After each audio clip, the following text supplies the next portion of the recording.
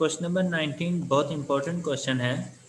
A person is employed in a company at rupees 3000 per month. He would get an increase of rupees 100 per year. बेटा salary हमेशा per month मिला करती है और जो increment लगना है, जो एडिशनल आपको सैलरी मिलनी है 100 रुपीज़, वो 1 साल के बाद मिलनी है।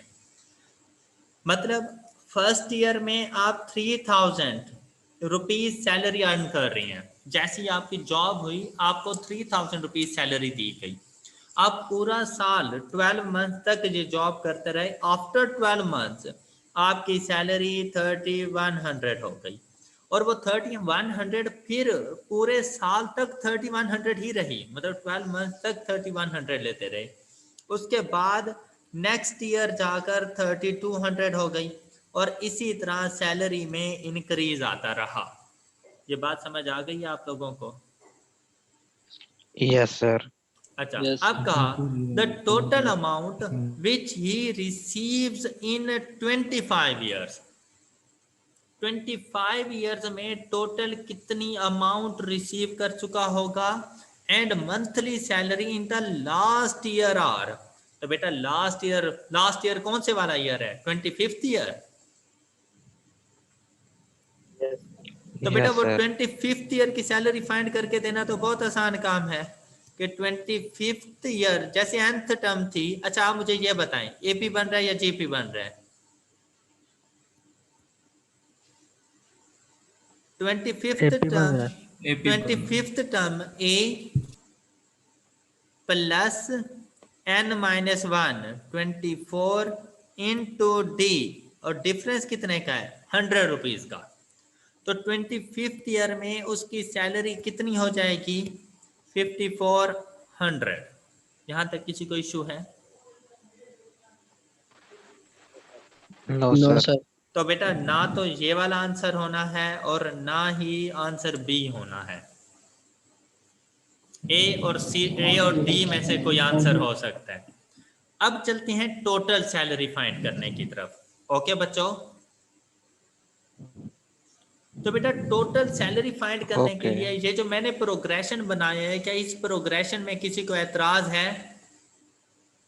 3000, 3100, 3200?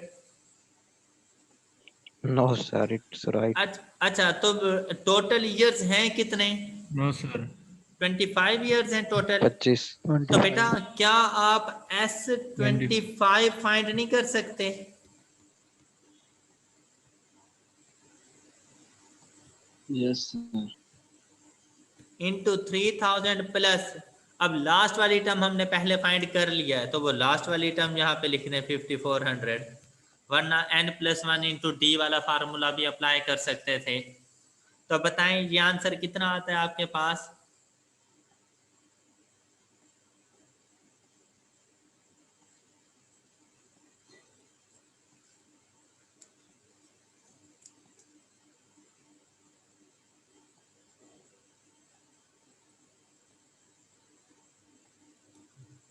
बहुत टाइम नहीं लगा दिया सर। 1,05,000। 105,000।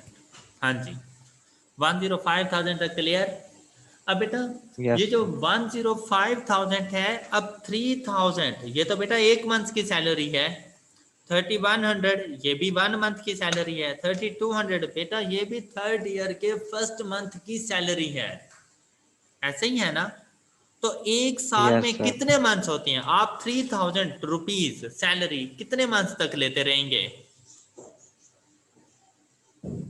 3000 रुपीज 3100 रुपीज कितने मंथ तक लेते रहेंगे? सर 25 को 12 के साथ मल्टीप्लाई करें। 25 को ना करें, आप इसको मल्टीप्लाइड बाय 12 कर दें।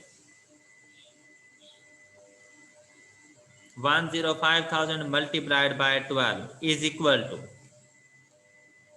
12,60,000। 1260,000।